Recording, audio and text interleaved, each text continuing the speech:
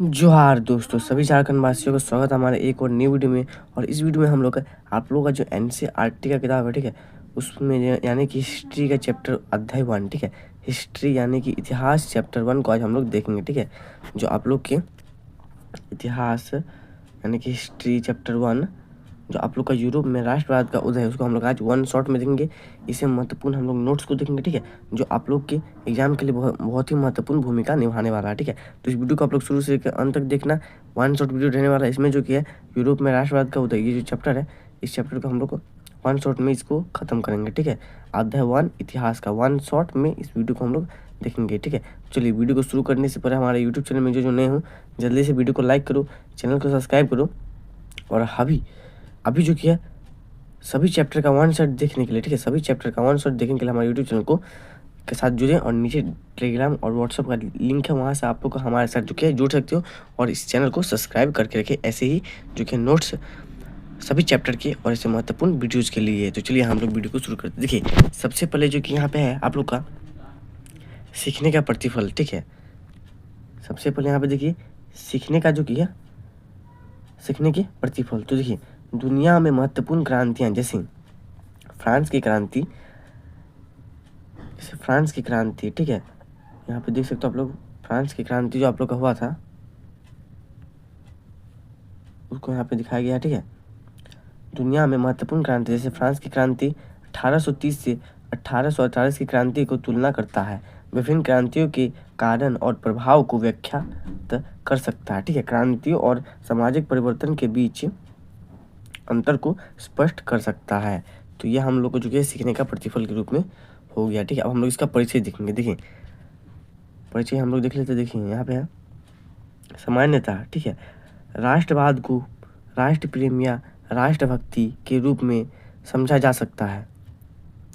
दुनिया में सर्वप्रथम राष्ट्रवाद का उदय यूरोप में हुआ।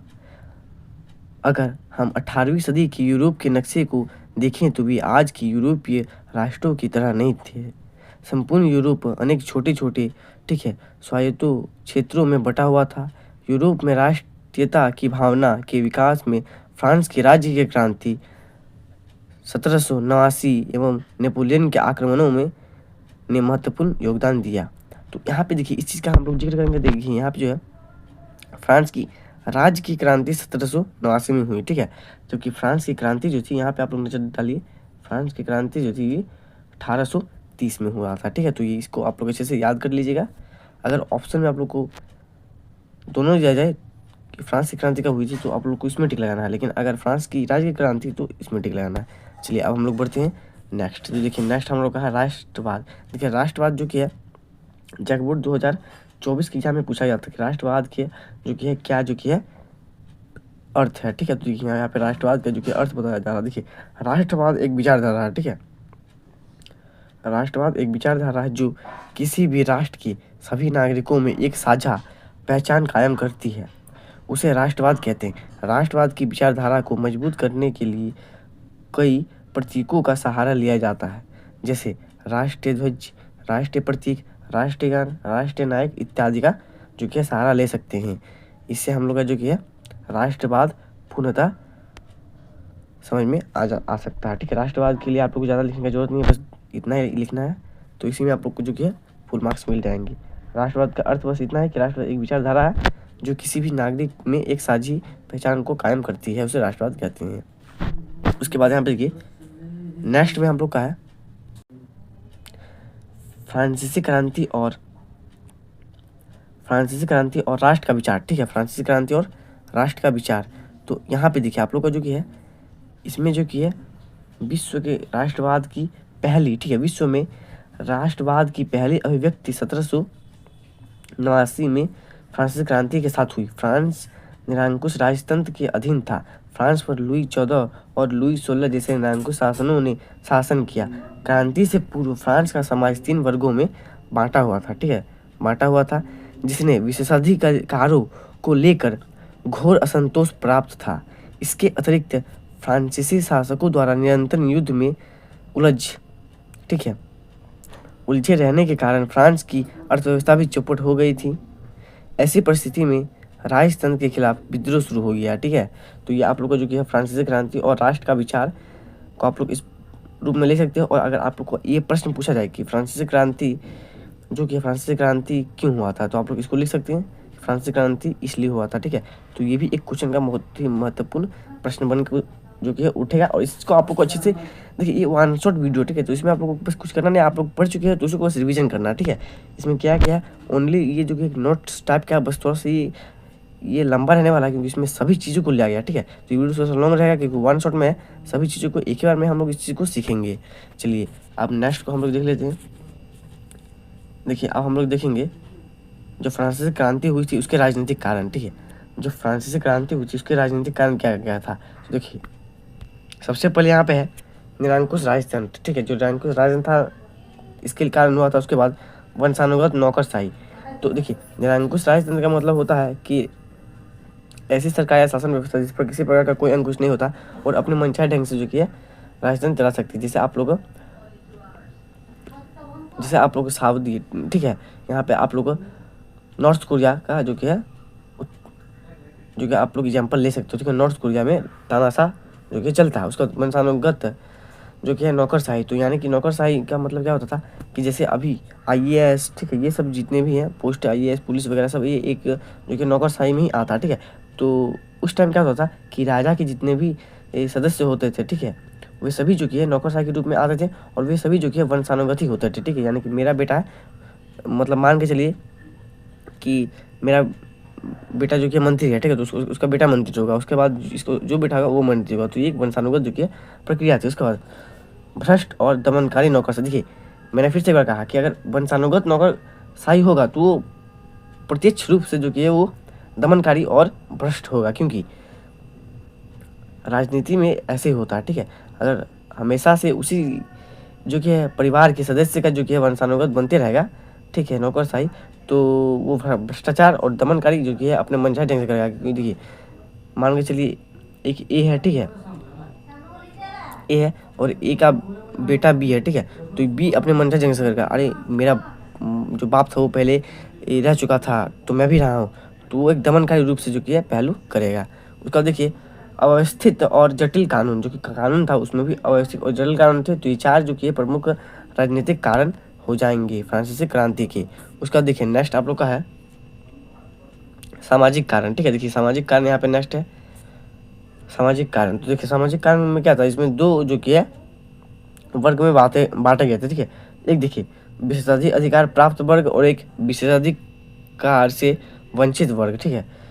विशेषाधिकार प्राप्त वर्ग में क्या था कि प्रथम स्टेज, द्वितीय स्टेज, पादरी और समंत और कुलीन वर्ग थे, ठीक है। प्रथम स्टेज को पादरी और द्वितीय स्टेज को समंत और कुलीन वर्ग कहा जाता था। ये आप लोग कक्षा 9 में पढ़ चुके हैं।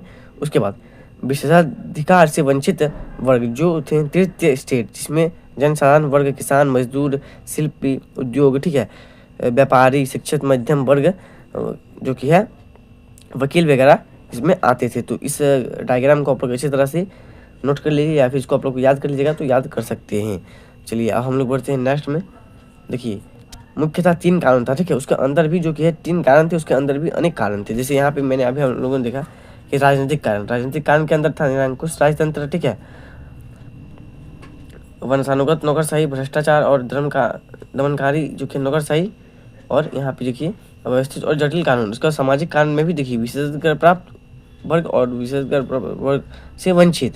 और उसके बाद यहाँ पे देखिए एक आर्थिक कारण भी था, ठीक है। आर्थिक यानी कि जो है पैसे की मंदी। तो देखिए आर्थिक कारण को आप लोग कह सकते हो कि राजाओं की फिजूल खर्ची, ठीक है। राजाओं ने फिजूल खर्ची, देखिए राजा कोई भी होता तो अपने जो कि है अपने आप में वो ज़्यादा खर्च करता है, ठीक है, अपने लिए, तो वो फिजूल खर्च हो गया। उसके बाद वंशानुगत नौकरशाही इसमें भी आ जाएगा, ठीक है। सप्तवर्षीय युद्ध, लुई 15 ने सप्तवर्षीय युद्ध बहुत ही बड़ा युद्ध लड़ा था, उसके कारण जो क्या है जो राजकोष था वो खाली हो गया था, ठीक है। उसके बाद देखिए अमेरिका के स्वतंत्र संग्राम में भाग लेना, अमेरिका के स्वतंत्र संग्राम में भाग लिया गया लुई सल्वा द्वारा, जिस कारण से इनको युद्ध लड़ा गया, और युद्ध लड़ेंगे तो पैसा तो जाएगा ही। उसके बाद इतना हम लोग का जो कि है मेन जो कि है कारण था राष्ट्रीय क्रांति, ठीक है, फ्रांस के राज्य की क्रांति के लिए। अब देखिए यहाँ पे हम लोग को बताया जा रहा है कि जो क्रांति हुई, ठीक है, फ्रांसीसी क्रांति के बाद फ्रांस में क्या बदलाव आए।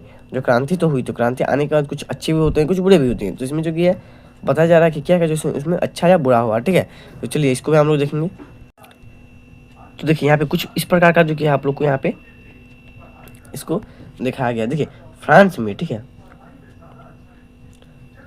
फ्रांस में होने वाली गतिविधियों से यूरोप के अधिकांश देश प्रभावित हुए, ठीक है, बहुत सारे देश जो कि प्रभावित हुए इस क्रांति से। उसके बाद यूरोपीय देशों में शिक्षित मध्यम वर्ग के लोगों और विद्यार्थी ने जैकोबिन, ठीक है, क्लब की स्थापना की।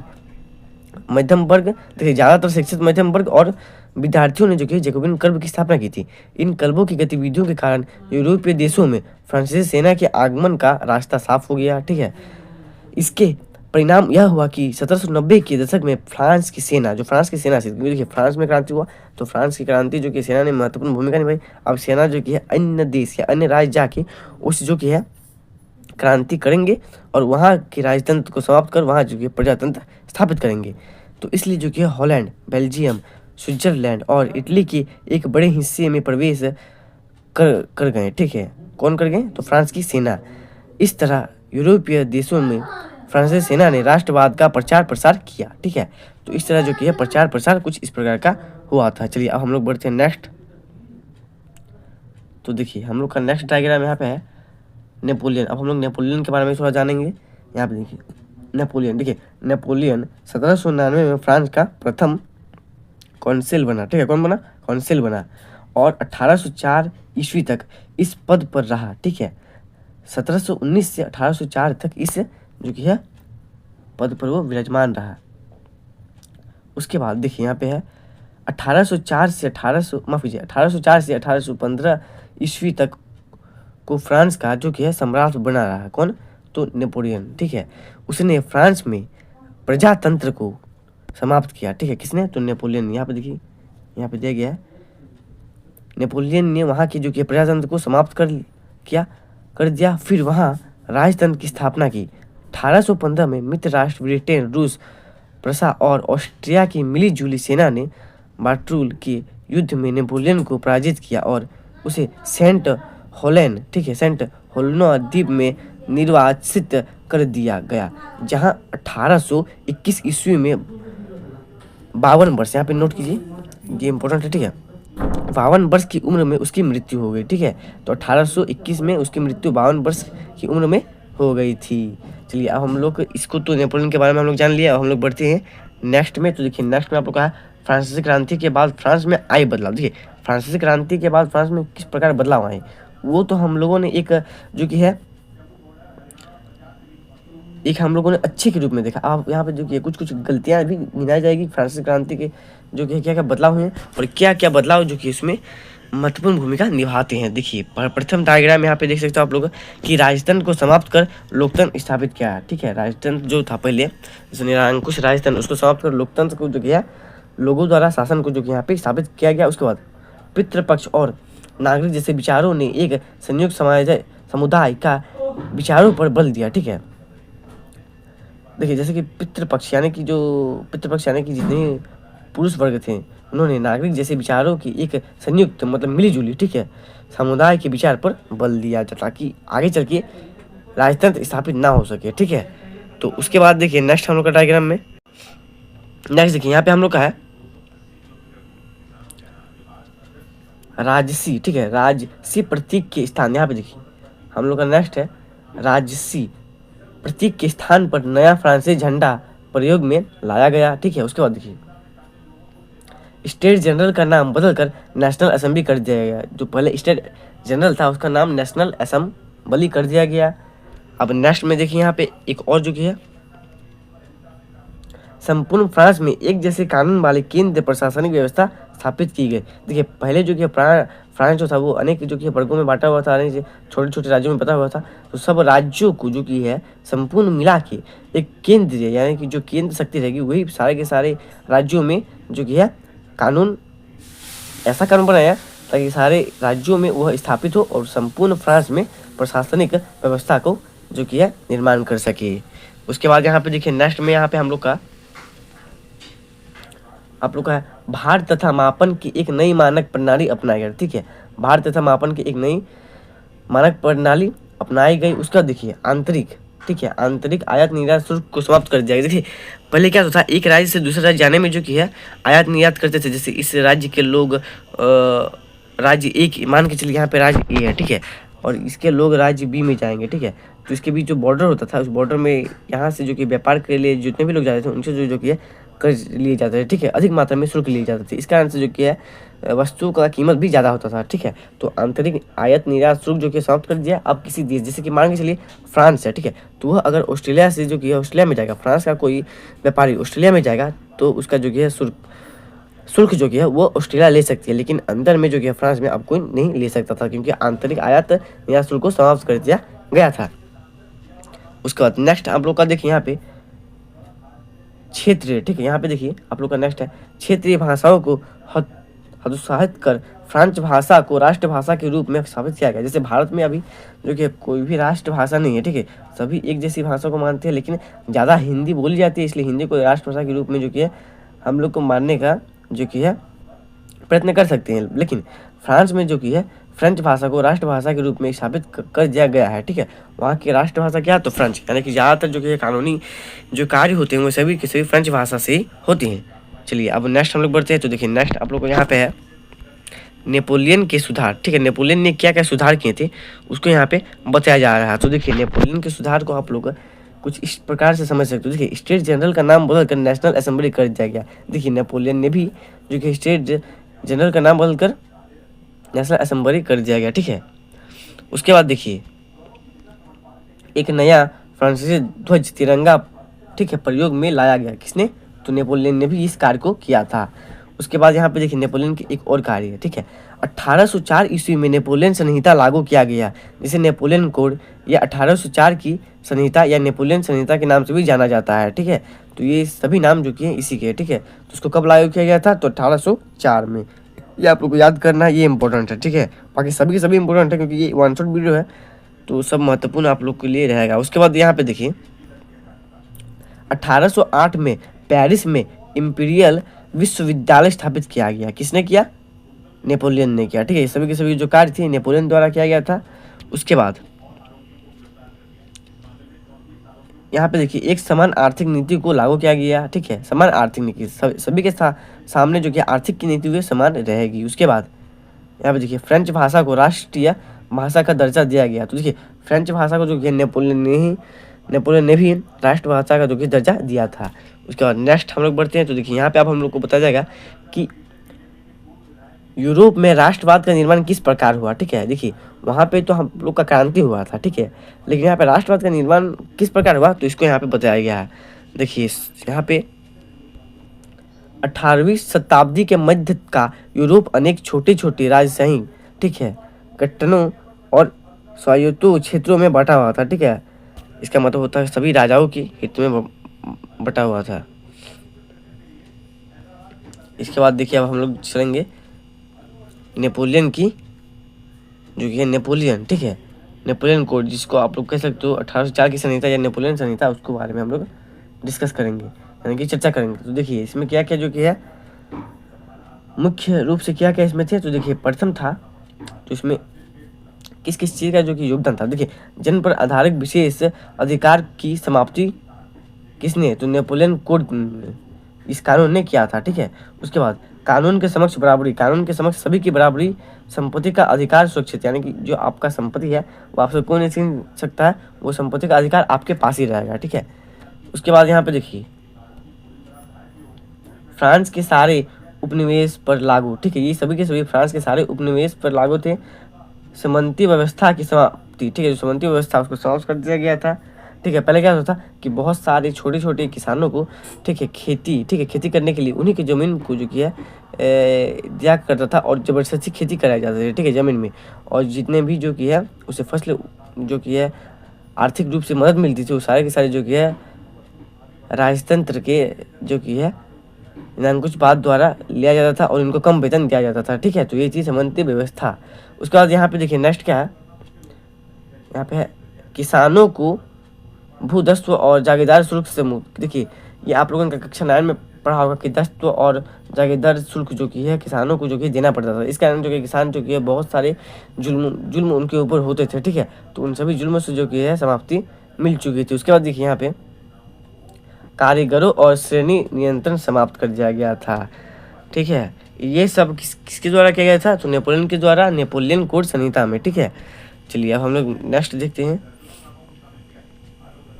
देखिए अब हम लोग का है कि इनकी अपनी सामूहिक पहचान एक समान सांस्कृतिक नहीं था, ठीक है, समान सांस्कृतिक नहीं था। उसके बाद यहाँ पे देखिए क्षेत्र विशेष के लोग अलग अलग भाषाएं बोलते थे। जो क्षेत्र विशेष के लोग होते थे अपनी भाषा को तो बोलेंगे, अलग अलग भाषा बोलते हैं, फ्रेंच थोड़ी बोल सकते हैं, वो जहाँ रहते हैं उसी की भाषा बोलेंगे। उसके बाद यहाँ पे इनमें इनमें राष्ट्रीयता की कोई भावना नहीं थी। इन सबों को एक सूत्र, ठीक है, सूत्र में बांधने वाला तत्व केवल सम्राट के प्रति निष्ठा थी। देखिए कुछ लोग अभी भी जो कि है कुछ बात को अच्छे मानते थे, तो वही यहाँ पे बताया जा रहा है कि इनमें राष्ट्रीयता, इनके देश के लिए कोई विचार, अभी भी बहुत सारे लोग हैं जो ऐसे मानते हैं कि वे देश के लिए कुछ नहीं कर सकते और देश भी उनके लिए कुछ नहीं करेगा, ठीक है, भावना नहीं मानते, वो बस सम्राट, ठीक है, मंत्री वगैरह को जो कि प्रति निष्ठा रहते हैं। चलिए ये हम लोग का जो कि हो गया। अब देखिए नेक्स्ट पॉइंट हम लोग बढ़ेंगे तो कुलीन वर्ग, ठीक है, कुलीन वर्ग जो कि है और नया मध्य वर्ग, ये महत्वपूर्ण है क्योंकि ये आप लोग का जो कि है पिछले साल में जो कि पूछा गया था, ठीक है, तो इस बार भी ये महत्वपूर्ण रहने वाला। देखिए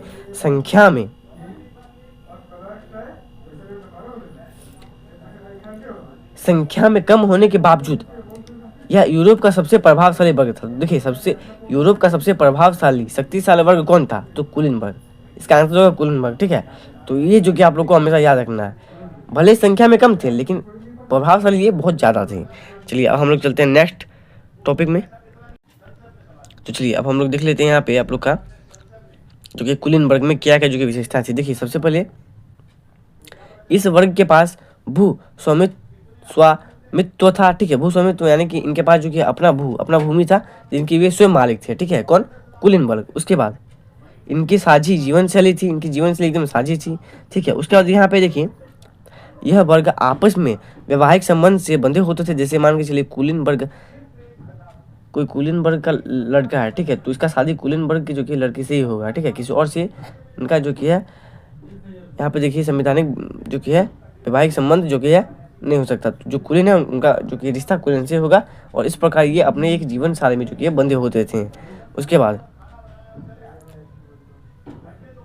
इनकी संख्या कम थी, इनकी जो संख्या से कम थी लेकिन ये बहुत ही प्रभावशाली वर्ग थे, ठीक है।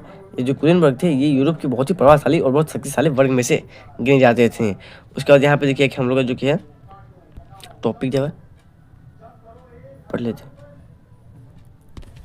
पश्चिमी और मध्य यूरोप के अनेक भागों में औद्योगिक उत्पादन और व्यापार में विकास के साथ ही एक नया मध्य वर्ग का उदय हुआ, ठीक है। किस वर्ग का उदय हुआ, मध्य वर्ग का। तो किसके साथ, औद्योगिक उत्पादन और व्यापार में विकास के साथ ही एक नए मध्य वर्ग का उदय हुआ। इंग्लैंड में औद्योगिकरण 1750 के आसपास हुआ। इंग्लैंड में औद्योगिकरण कब हुआ, तो 1750 के आसपास हुआ। लेकिन फ्रांस और जर्मनी में 19वीं शताब्दी में हुआ, ठीक है।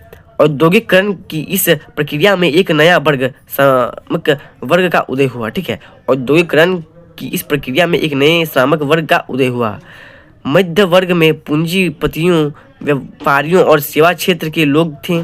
विशेष अधिकारों की समाप्ति के बाद राष्ट्रीय एकता के विचार लोकप्रिय हुए। तो ये जो कि महत्वपूर्ण है, इसमें आप लोगों को 3-4 बहुत ही ज़बरदस्त टॉपिक समझाया गया है, तो इसको आप लोग अच्छे से पढ़ लीजिएगा, ठीक है। बहुत ही मस्त इसमें जो कि है बताया गया है आपकी जो कि है जो इसमें है प्रक्रिया में मध्यम वर्ग, ठीक है, श्रमिक वर्ग और कुलीन वर्ग का जो कि उदय के बारे में, ठीक है। तो ये बहुत ही महत्वपूर्ण हो जाएगा। उसके बाद देखिए यहाँ पे आप हम लोग बढ़ेंगे नेक्स्ट में। तो हम लोग का नेक्स्ट है आप लोग का टॉपिक है कि उदारवादी, ठीक है, उदारवादी राष्ट्रवाद के क्या मायने थे, ठीक है। तो उदारवादी राष्ट्रवाद के कुछ इस प्रकार के मायने हो सकते थे। देखिए पहला है उदारवादी शब्द की उत्पत्ति लैटिन भाषा के लिब्रे से हुई है जिसका अर्थ होता है आज़ाद या फिर आज़ादी, ठीक है। तो जो नया मध्यवर्ग था, जो अभी हम लोगों ने ऊपर में पढ़ा, जो नए मध्यवर्ग के लिए उदारवाद का मतलब था व्यक्ति के लिए आज़ादी और कानून के समक्ष बराबरी, बस यही था जो कि है उदारवादी का अर्थ। चलिए अब हम लोग बढ़ते हैं नेक्स्ट में। देखिए नेक्स्ट हम लोग का है राजनीति, ठीक है, राजनीतिक रूप से। तो देखिए राजनीतिक रूप से उदारवादी के क्या मायने थे। देखिए उदारवाद एक ऐसी सरकार पर जोर देती था, ठीक है, उदारवाद एक ऐसी सरकार पर जोर देता था जो सहमति से बनी, ठीक है, यानी कि सभी की सहमति से बनी। उसके बाद यहाँ पे देखिए दूसरा पॉइंट, निरंकुश शासक और पादरी वर्ग के विशेषाधिकार का विरोध ही था। कौन था, तो उदारवादी, जो उदारवादी था उनका मानना था कि जो निरंकुश शासन है और पादरी वर्ग है, इनको जो विशेष अधिकार दिए गए हैं ये गलत है, इनके विरुद्ध है। ठीक है, तो कौन थे? तो उदारवादी इनके विरुद्ध थे। तो ये अगर पूछा जाए कि निरंकुश शासक और पादरी वर्ग के विशेष अधिकार का विरुद्ध कौन थे, तो आप लोग को क्या कर देना? उदारवादी। इसका आंसर उदारवादी। देखिए इस एक एक पॉइंट में एक एक दो दो क्वेश्चन छुपा हुआ है। ठीक है, इसको आप लोग को इस प्रकार याद करना है कि सेम टू सेम। देखिए ये इस प्रकार मैंने इसको जो कि है इस प्रकार ये नोट्स जो आप लोग को मैंने प्रोवाइड किया है, इस नोट्स में जिस प्रकार लिखा हुआ है प्रश्न में उसी प्रकार का रहेगा। बस क्या करेगा, आपको ऑप्शन देगा। ठीक है, इस प्रकार के नोट्स याद करने से क्या फायदे होते हैं कि आपको सेम टू सेम क्वेश्चन इसी प्रकार का मिलेगा। देखिए कुछ चेंज होगा। देखिए उदारवादी एक ऐसी सरकार पर जोर देती थी जो सहमति से बनी। ठीक है, यहाँ पे आप लोग को ऐसा बना देगा कि कौन एक ऐसी सरकार पर जोर देता था जो सहमति से बनी, तो उदारवादी। सिंपल। तो इसी में जो कि प्रश्न छुपा हुआ, बस आप लोग को सबको याद करना ताकि प्रश्न आप लोग को अच्छे से याद हो सके। उसके बाद नेक्स्ट देखिए पॉइंट हम लोग का, संविधान और संसदीय प्रतिनिधि सरकार का पक्षधर हो। ठीक है, संविधान और संसदीय प्रतिनिधि सरकार का पक्षधर हो, ये किसका मानना था? तो उदारवादी का। उसके बाद निजी, जो अपना स्वामित्व की अनिवार्यता पर बल देता हो, जो अपनी जो संपत्ति होती थी उसमें जो किया बल दे रहा था, कौन? तो आप लोग का जो कि हो जाएगा उदारवादी। चलिए अब हम लोग नेक्स्ट टॉपिक पर देखते हैं। देखिए अब यहाँ पे आर्थिक क्षेत्र में, ठीक है, तो किस प्रकार आर्थिक क्षेत्र में जो कि है भूमिका हुआ, इसको भी हम लोग जानेंगे। देखिए सबसे पहले यहाँ पे आर्थिक क्षेत्र में किस प्रकार की भूमिका हुई, तो यहाँ पे देखिए बाजारों से मुक्त हो गया। उसके बाद देखिए बाजारों से मुक्त, और देखिए वस्तुओं, ठीक है, वस्तुओं तथा पूंजी के आगमन पर राज्य द्वारा लगाए गए सीमा शुल्क की समाप्ति। ठीक है, ये भी जो कि आर्थिक क्षेत्र में हुआ। ये सभी के सभी आर्थिक क्षेत्र में जो कि होने वाला बहुत बड़ा परिवर्तन था। उसके बाद यहाँ पे देखिए एकीकृत आर्थिक क्षेत्र के निर्माण पर बल दिया और राष्ट्रीय एकीकरण, ठीक है, राष्ट्रीय एकीकरण का समर्थन जो कि है चुना गया। इस प्रकार आप लोग इस चीज़ को जो कि अच्छे से देख सकते हो। चलिए अब हम लोग बढ़ते हैं नेक्स्ट में। तो देखिए अब यहाँ पे कुछ जो कि है आप लोग इसको अच्छे से देख ले सकते हो। यहाँ पे कुछ अब पूछे जाएंगे परिभाषाएं। ठीक है, यहाँ पे देखिए परिभाषा आप लोग का यहाँ पे है नारीवाद। ठीक है, नारीवाद। तो देखिए नारीवाद परिभाषा कुछ इस प्रकार का है, तो इसको आप लोग देख सकते हो। नारीवाद क्या था? स्त्री पुरुष की सामाजिक, आर्थिक एवं राजनीतिक समानता की सोच के आधार पर महिलाओं के अधिकारों और हितों का बोध, नारीवाद। ठीक है, उसके बाद यहाँ पे देखिए रूढ़िवाद।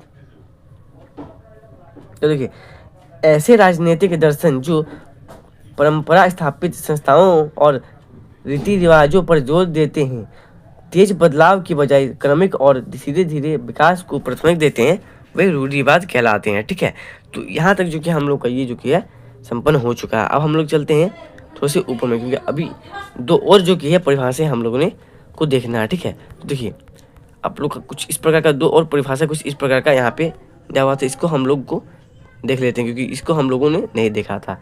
देखिए पहला है निरंकुशवाद। ठीक है, तो ऐसी सरकार या शासन व्यवस्था जिसकी सत्ता पर किसी प्रकार का कोई अंकुश नहीं होता है। इतिहास में ऐसी राजशाही सरकारों को निरंकुश सरकार कहा जाता है, जो अत्यंत केंद्रीकृत, सैन्य बल पर आधारित और दमनकारी सरकार होती है। देखिए ये तीन शब्द का मतलब मैं बता देता हूँ। देखिए जो अत्यंत केंद्रीकृत यानी कि जो केंद्र से ही पूरे राज्य पूरे देश को जो कि है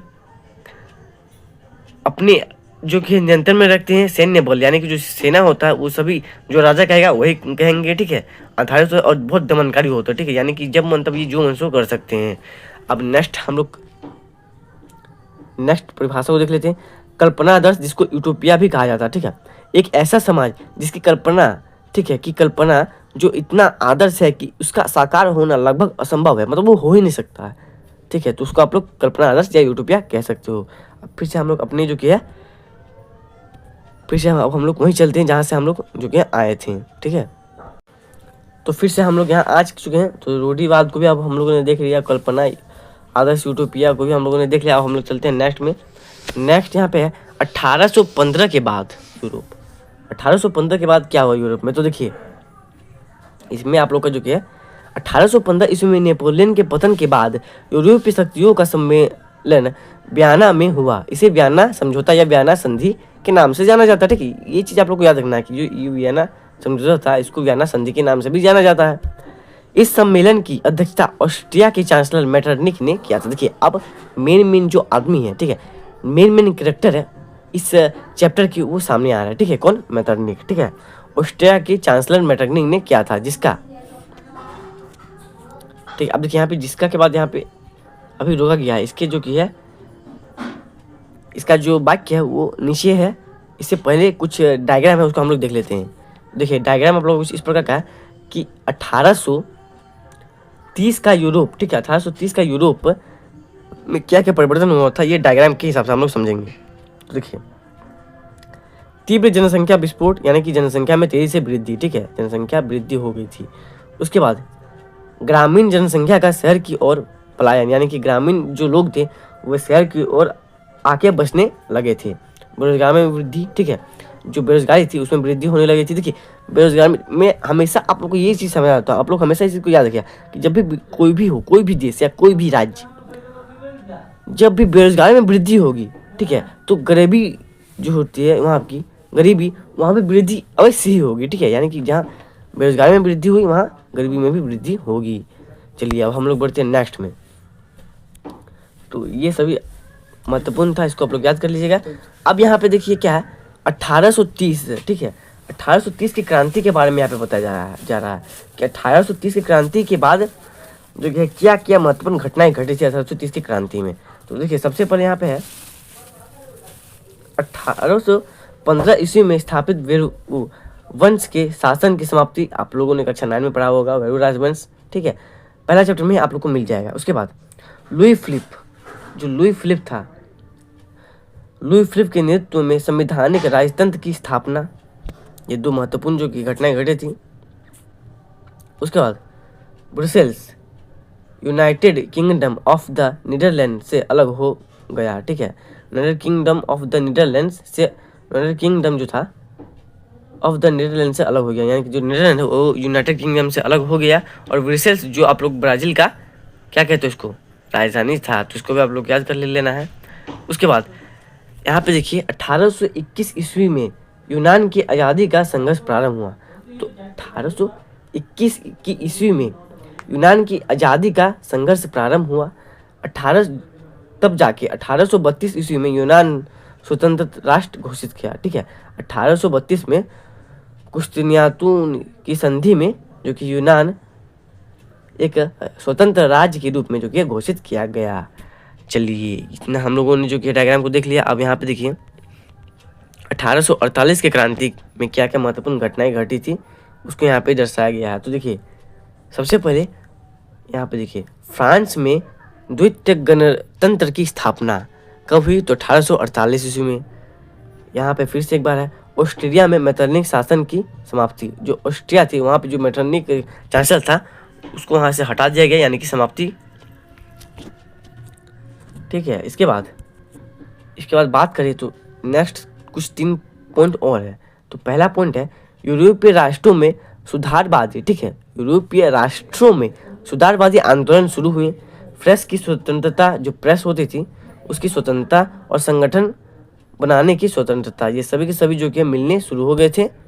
कब हो गए थे, तो 1848 की क्रांति से या 1848 की क्रांति के बाद। चलिए अब हम लोग बढ़ते हैं अपने नेक्स्ट जो कि है टॉपिक के ऊपर, ठीक है। तो देखिए इस टॉपिक का हम लोग यहाँ से शुरू करेंगे, जिसका उद्देश्य फ्रांस को पुंग बना देना था, ठीक है। अब यूरोप में राष्ट्रवाद शासन व्यवस्था स्थापित हुई, वे निरंकुश थी, ठीक है। इस निरंकुश व्यवस्था के विरुद्ध 1830 ईस्वी में यूरोप में क्रांतियां शुरू हो गई, ठीक है। तो किस प्रकार की क्रांतियां हुई थी वो अब नीचे आप लोग को देखने को मिलेगा। देखिए अब हम लोग देखेंगे क्रांतियों का युग, जिसे क्रांतियों का युग जिसे कहा जाता है, तो 1830 से 1848 के बीच। इसमें फ्रांस में इतना क्रांति हुआ था, इतना क्रांति हुआ था कि जैसे भारत में 1800 जो कि है यहाँ पे भारत में 1900, ठीक है, 1917 के बाद या 1918 के बाद महात्मा गांधी का आने के बाद 1947 तक जो क्रांतियाँ हुई उस क्रांतियों का युग भारत को कहेंगे। तो यहाँ पे देखिए सबसे पहले जुलाई 1830 में फ्रांस में विद्रोह हुआ, ठीक है। तो फ्रांस का सबसे पहला विद्रोह कब हुआ था, 1830 में, ठीक है। क्रमशः 1848 ईस्वी में भी विद्रोह हुआ, ठीक है, जिसका नेतृत्व ठीक है, उदारवादियों ने किया था। किसने किया था? तो उदारवादियों ने किया था। दोनों ही क्रांतिकारियों ने फ्रांस और संपूर्ण यूरोप को प्रभावित किया।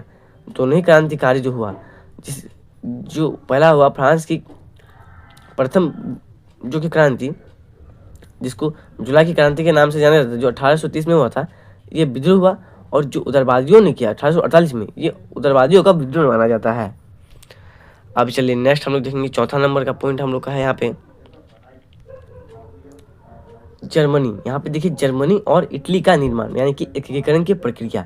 तो 1848 ईस्वी के बाद यूरोप में राष्ट्रवाद का जनतंत्र और क्रांति से अलग होने लगे। ठीक है, अब रूढ़िवादियों ने राष्ट्रवादी भावनाओं को इस्तेमाल राज्य की सत्ता को बढ़ाने और संपूर्ण यूरोप पर राजनीतिक प्रभुत्व स्थापित करने के लिए किया। परिणाम स्वरूप जर्मनी और इटली एकीकरण होकर राष्ट्र बने। ठीक है, परिणाम क्या हुआ? तो इटली और जर्मनी एकीकृत होकर राष्ट्र राज्य बने। चलिए नेक्स्ट बढ़ते हैं। देखिए अब नेक्स्ट आप लोग का है, यहाँ पे एक डायग्राम है, इसमें देखिए आप लोग का है रक्त एवं लोह की नीति। तो इस नीति का अर्थ है था एकीकरण के मार्ग में आने वाले सभी विरोधी शक्तियों तथा नीतियों के प्रति कठोर और सख्त रवैया अपनाना।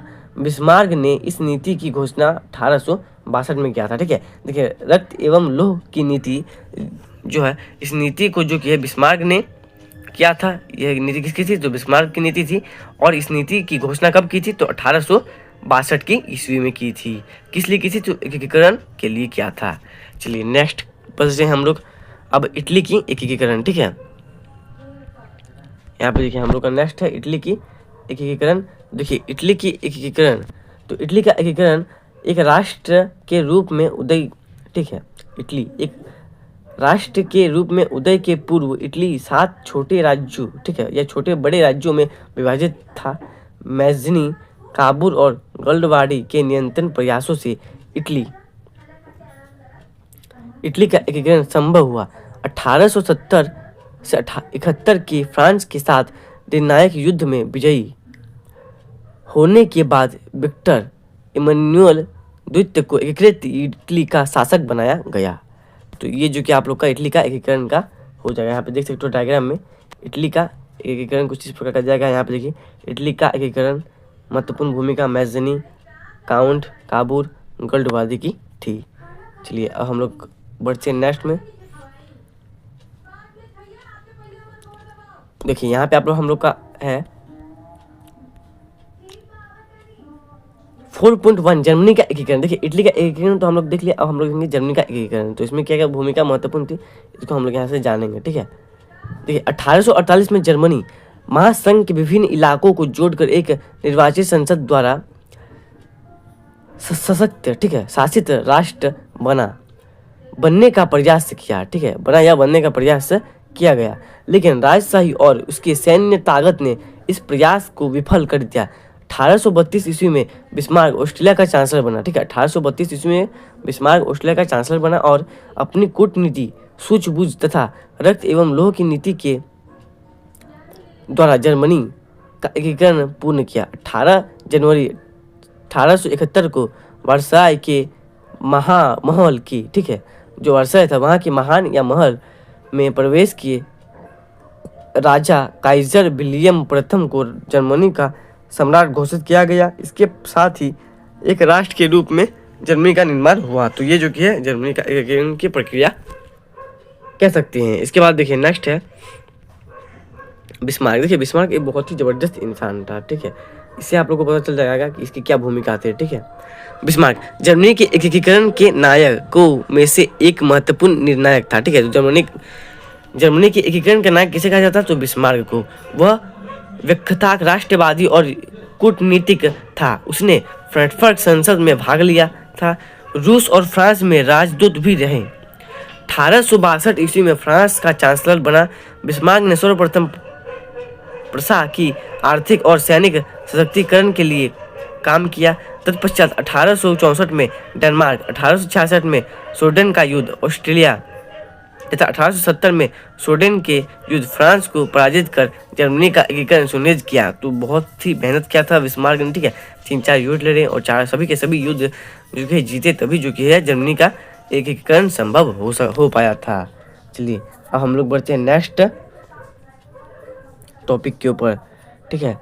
नेक्स्ट टॉपिक के ऊपर देखिए हम लोग अब नेक्स्ट टॉपिक जो कि है कुछ इस प्रकार रहेगा, ठीक है। अब देखिए यहाँ पे इनके जो कि है कार्य देखिए यहाँ पे बताया गया था कि इनकी महत्वपूर्ण भूमिका, ठीक है, मैगजीनी, काउंट काबूल और गोलीबारी। अब यहाँ पे जो कि इनकी महत्वपूर्ण भूमिका ही बताई जाएगी। देखिए यहाँ पे मैगजीनी है, ठीक है। तो मैगजीनी जो कि है वो क्या क्या क्या करता था, क्या महत्वपूर्ण उनका योगदान था। देखिए गुप्त दल कार्बोनारी का सदस्य कौन, मैगजीनी। उसके बाद यहाँ पे देखिए 1830 के दशक में एकीकृत इटली का विचार प्रस्तुत किया, किसने किया, मैगजीनी ने। उसके बाद यहाँ पे है 1831 में यंग इटली, ठीक है, 1831 में यंग इटली की स्थापना की, तो किसने की, तो मैगजीनी ने की। अब चलिए काउंट काबूल के बारे में भी जान लेते हैं। देखिए इसमें जो कि क्या क्या महत्वपूर्ण योगदान दिए, तो इटली के एकीकरण का राजनीतिज्ञ, ठीक है, इटली के एकीकरण का राजनीतिज्ञ। उसके बाद यहाँ पे देखिए 1850 में सर्डिनिया के शासक विक्टर इमैनुएल द्वितीय का मंत्री बना, कौन, काउंट काबूल। और उसके बाद 1852 में प्रधानमंत्री नियुक्ति किसने किया, तो काउंट काबूल ने, ठीक है। तो ये सभी सभी काउंट काबूल के लिए इस्तेमाल किए जाते हैं। उसके बाद यहाँ पे है आप लोग का गोली बाल्टी, ठीक है। तो यहाँ पे इनका है लाल कुर्ती, ठीक है, लाल कुर्ती दल का संगठन किसने किया, तो गोली बाल्टी ने। उसके बाद 1860 में दक्षिणी इटली और सिसिल पर अधिकार किसने जमाए, तो गलबाडी ने। उसके बाद देखिए यहाँ पे है कि 1871 में विक्टर इमैनुएल द्वितीय को एकीकृत इटली का शासक घोषित किया, किसने किया, तो गोल्डीबाडी ने, ठीक है। उसके बाद यहाँ पे है आप लोग का नेक्स्ट, आप लोग का यहाँ पे है 1856 के पेरिस सम्मेलन में इटली की दुर्भाग्यपूर्ण स्थिति का चित्र प्रस्तुत किया, ठीक है। ये किसने किया था, तो ये आप लोग का काउंट काबूल ने किया था, ठीक है। तो इस प्रकार आप लोग इस डायग्राम को समझ सकते हो। उसके बाद हम लोग चलते हैं नेक्स्ट में। तो देखिए नेक्स्ट आप लोग का कुछ इस प्रकार का है। नेक्स्ट आप लोग का हो जाएगा यहाँ पे राष्ट्र की दृश्य कल्पना, ठीक है, राष्ट्र की दृश्य कल्पना। 18वीं और 19वीं शताब्दी के कलाकारों ने राष्ट्र को मानक, ठीक है, मानव के रूप में प्रस्तुत करने का प्रयास किया। दूसरे शब्दों में उन्होंने एक देश को ऐसे चित्रित, ठीक है, एक देश को ऐसे चित्रित किया जैसे वह कोई व्यक्ति हो, ठीक है, ये हो जाएगा। उसके बाद देखिए एक और कुछ और डायग्राम से, तो उसको भी हम लोग जो कि देखेंगे। तो देखिए अब हम लोग जो कि है कुछ और इम्पोर्टेंट जो कि है पार्ट बचे हुए हैं, उसको भी हम लोग देख लेते हैं। 2 या 3 यहाँ पे होंगे। देखिए 19वीं सदी में राष्ट्रों की वेशभूषा नारी, ठीक है, वेश में स्वतंत्रता का प्रतीक, लाल टोपी या टूटी हुई जंजीर, फ्रांस में इंसाफ का प्रतीक, आंख में बंधा पट्टी और हाथ में तराजू लिए हिला जर्मनी, ठीक है, राष्ट्र का रूपक चित्र जर्मनिया, ठीक है, जर्मनी वालतू, ठीक है, वृक्ष प्रतीक है। वीरता और जर्मनिया मुकुट पहनती है बल्तु वृक्ष के पत्तों का। तो ये जो कि एक इम्पोर्टेंट प्रश्न है। इसमें जो कि है दोनों जो कि है नारी जो कि रूपक है उनके बारे में बताया गया है। एक तो है जर्मनी का जो रूपक थी उन्हें जो कि है जैसे भारत, ठीक है, जैसे भारत की है भारत माता, ठीक है, तो वैसे जर्मनी के जैसे भारत के भारत माता उसे जर्मनी के जर्मनिया। और आप लोग कह सकते हो कि जो हमारे इटली के है तो उसको हम लोग किस नाम से जानेंगे, तो इटली का जो कि है आप लोग इटली के जो कि है आप लोग इस नाम से जान सकते हो, ठीक है। जैसे जर्मनी का जर्मनिया, ठीक है, वैसे इटली का आप लोग का हो जाएगा। उसी प्रकार जो कि इटली की जो कि है मारियान थी, ठीक है। तो चलिए अब हम लोग देखते हैं नेक्स्ट। यहाँ पे देखिए आप लोग का नेक्स्ट है यहाँ पे जोसेपे गोल्डबार्डी, ठीक है, जोसेपे गैरिबाल्डी 1707 से 82 संभवतः इटली के स्वतंत्रता सेनानियों में से एक सबसे मशहूर है। उसका संबंध एक ऐसा परिवार से था जो यहाँ पे देख सकते हो, यहाँ पे दिया हुआ है तथ्य व्यापार में संलग्न तथा और वह स्वयं व्यापारिक नौसेना में एक नाविक था। 1833, ठीक है, कब 1833 में उसकी मुलाकात मैगजीनी से हुई। किससे हुई, तो मैगजीनी से हुई। ठीक है। यंग इटली आंदोलन से जुड़ा, कौन जुड़ा? तो गैरिबाल्डी, ठीक है। उसके बाद आंदोलन से जुड़ा और 1934 में पिडमांट के गणतंत्रीय विद्रोह में उसने भाग लिया, ठीक है। यह विद्रोह कुचल दिया गया और गैरिबाल्डी, ठीक है, गैरिबाल्डी को दक्षिण अमेरिका भागना पड़ा, जहां वह 1848 तक निर्वासन में रहा, ठीक है। इसके बाद यहाँ से देखिए 1854 में उसने विक्टर एमेनुएल द्वितीय का समर्थन किया, जो इतालवी राज्य को एकीकृत करने का प्रयास कर रहा था। 1870 में गैरिबाल्डी ने दक्षिण इटली की तरफ एक्सपीडिशन, ठीक है, ऑफ द 1000 लोगों का अभियान का नेतृत्व किया। इस अभियान में नए स्वयंसेवक जुड़ते चले गए और उनकी संख्या लगभग 30,000 तक पहुंच गई। वे रेड शॉर्ट्स के नाम से लोकप्रिय हुए हैं। तो कौन रेड शॉर्ट्स के नाम से लोकप्रिय हुए? तो जोसेपे गैरिबाल्डी, ठीक है। उसके बाद यहाँ पे देखिए, इसको आप लोग को याद रखना, ठीक है, 3000 को भी, माफ कीजिए 30,000 को भी। 1800, ठीक है, 67 में गैरिबाल्डी के नेतृत्व में स्वयंसेवक, ठीक है, स्वयंसेवकों की एक सेना पेपल राज्य में लड़ने रोम गई। कहाँ गई? रोम।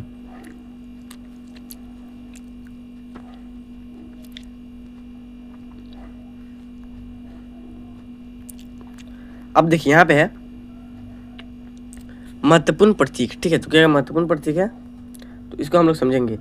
देखिए, टूटी हुई बिडिया स्वतंत्रता का प्रतीक, बाज छाप कवच जर्मन राज्य की शक्ति का प्रतीक, तलवार मुकाबले की तैयारी, तलवार पर लिपटी, ठीक है, जूझने की डाली शांति का प्रतीक, उगते सूरज की किरणें नए युग का शुभारंभ। अब हम लोग इसको भी पढ़ लेते हैं। यहाँ पे देखिए, जो इटली के एकीकरण में अंतिम बाधा थी, वहाँ एक फ्रांसीसी सैनिक के सामने टिका, ठीक है। उसके बाद इसको हम लोग देख लेते हैं, टिक, ठीक है, टिका। उसके बाद यहाँ पे देखिए, टिक के बाद आप लोग का क्या है,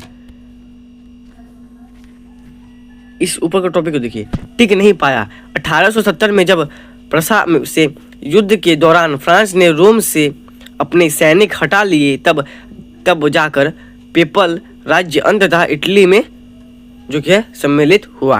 अब देखिए कुछ अंतिम जो कि है टॉपिक यहाँ पे बचा हुआ है, राष्ट्रवाद और साम्राज्यवाद, ठीक है। क्या क्या बचा हुआ है? राष्ट्रवाद और साम्राज्यवाद। देखिए 19वीं शताब्दी के अंतिम दौर में राष्ट्रवाद, ठीक है,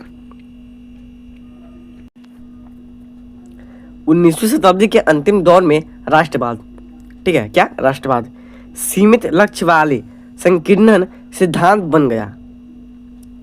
प्रमुख यूरोपीय शक्तियां भी राष्ट्रवाद का प्रयोग, ठीक है, राष्ट्रवाद का प्रयोग किस लिए क्या करते थे? तो राष्ट्रवाद का प्रयोग अपने साम्राज्यवादी हितों को शोधने के लिए, ठीक है, करने लगे। उसके बाद 1871 के बाद यूरोप के बाल्कन क्षेत्र में गंभीर राष्ट्रवादी तनाव उत्पन्न हो गया। इसमें विश्व की कई महत्वपूर्ण शक्तियां शामिल हो गईं, जिसके कारण प्रथम विश्व युद्ध के रूप में सामने आए। जिसके परिणाम या इसके कारण कह सकते हैं जो प्रथम विश्व युद्ध के रूप में सामने आए, ठीक है। तो इसके कारण या जिसके परिणाम, आप लोग कुछ भी लगा सकते हो। अब यहाँ पे देखिए एक डायग्राम है, इसको अच्छे से देख लो। अधिकांश सोलक, ठीक है, जाति के निवास कहाँ पे थे? तो देखिए यहाँ पे थे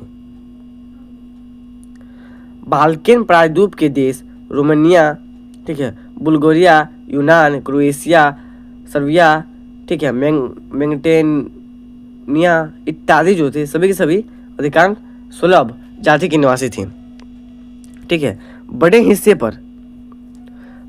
पर ओटोमन साम्राज्य का नियंत्रण था, जिस कारण बड़े हिस्से पर ओटोमन साम्राज्य का नियंत्रण बना रहा।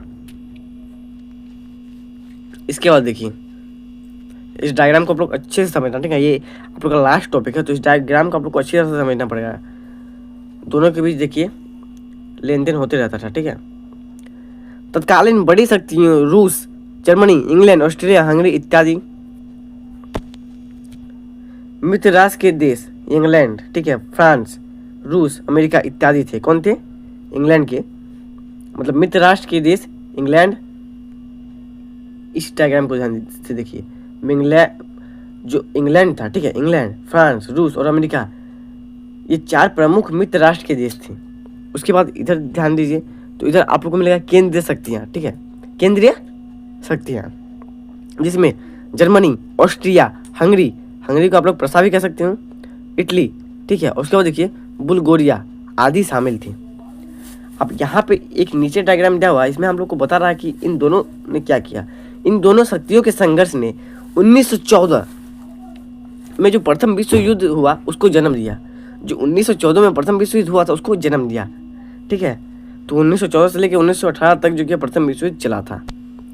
चलिए अब बढ़ते हैं अंतिम, जो कि है हमारा एकदम सबसे लास्ट टॉपिक, स्मरणीय तथ्य। इसमें जो आप लोगों ने ऊपर पढ़ा, ठीक है, उसको बस एक शब्द में स्मरण करने का प्रयत्न करेंगे।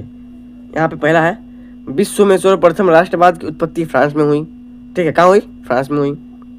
दूसरा नंबर है, फ्रांसीसी क्रांति का नारा स्वतंत्रता, समानता और बंधुत्व। तीसरा नंबर में नेपोलियन ने 39 राज्यों का जर्मन महासंघ स्थापित किया था। चौथा, मेटरनिख ऑस्ट्रिया का चांसलर था, ठीक है, जिसने कहा था, मेटरनिख ने कहा था कि जब फ्रांस सीखता है तो बाकी सभी यूरोपीय देशों को सर्दी जुकाम हो जाता है, ठीक है। उसके बाद यहाँ पे है कि मेटरनिख ने इटली के क्रांतिकारी जोसेफ मैसनी को अपनी सामाजिक व्यवस्था का सबसे खतरनाक दुश्मन बताया, ठीक है, सबसे खतरनाक दुश्मन बताया। इससे खतरनाक दुश्मन कोई हो ही नहीं सकता था। उसके बाद एक सेकंड, हाँ अब ठीक है, देखिए उसके बाद हम लोग नेक्स्ट में आएंगे। यहाँ पे देखिए आप लोग का है, मैं ही राजा हूँ, यह किसका कथन था? तो लुई 14वां का, ठीक है, किसका? लुई 14वां का। उसके बाद यहाँ पे है, फ्रांस की क्रांति के समय वहाँ का शासक लुई 16वां था। कौन था? लुई 16वां। अब अंतिम में हम लोग का है, फ्रांस में 21 वर्ष से ऊपर सभी वयस्क पुरुषों को मताधिकार, क्या? तो मताधिकार मतलब मत का अधिकार, ठीक है, की प्राप्ति थी 1848 की क्रांति के बाद हुआ, ठीक है। अब इसका सारांश देख लेते हैं कि जितना अभी हम लोगों ने इस वीडियो में समझा उसका सारांश क्या है, क्योंकि ये तो वीडियो 1 शॉट वीडियो है, तो इसमें सारांश भी बताना पड़ेगा, जिसको आप लोग इंग्लिश से समरी कहते हो। तो चलिए सारांश को देख लेते हैं। सारांश में कुछ नहीं, बस 4-5 ही पॉइंट है, तो उसको हम लोग आसानी से देख सकते हैं। ये आप लोग का सारांश देखिए, यहाँ पे है, यूरोप में राष्ट्रवाद का क्रमिक विकास, नेपोलियन कोड 1804 में आया, उदारवादियों की क्रांति 1830, जर्मनी का एकीकरण 1866 से 71, फ्रांसीसी क्रांति कब हुई? तो 1789, वियना सम्मेलन 1815, उदारवादियों की क्रांति 1848, इटली का एकीकरण 1870 से 71 में हुआ। तो ये आप लोग का सारांश। तो इस प्रकार आप लोग को पूर्णतः चैप्टर खत्म हो गया। देखिए 1 शॉट वीडियो था, ज़्यादा लंबा जो कि वीडियो नहीं है, 1 घंटा के अंदर ही जो कि मैंने इस वीडियो को पूरे के पूरे जो कि कवर कर लिया। बाकी क्वेश्चन आंसर आप लोग को अपने से बना लीजिएगा, ठीक है। इसकी देखिए इसमें क्वेश्चन आंसर भी दिए हुए हैं, कुछ MCQ वगैरह, तो ये सब जो कि आप लोग को मगर इस वीडियो में बताऊंगा तो वीडियो बहुत लंबा हो जाएगा, ठीक है। तो आप लोग इसी तरह से क्वेश्चन आंसर का बता लीजिएगा, ठीक है, बना लीजिएगा। आशा करता हूँ ये 1 शॉट वीडियो आप लोग को बहुत ही मददगार रहा होगा, ठीक है, बहुत ही अच्छा लगा होगा। मिलते हैं नेक्स्ट वीडियो में, तो तक के लिए जय हिंद। ऐसी और महत्वपूर्ण वीडियो देखने के लिए हमारे YouTube चैनल को सब्सक्राइब कर दो। जय हिंद।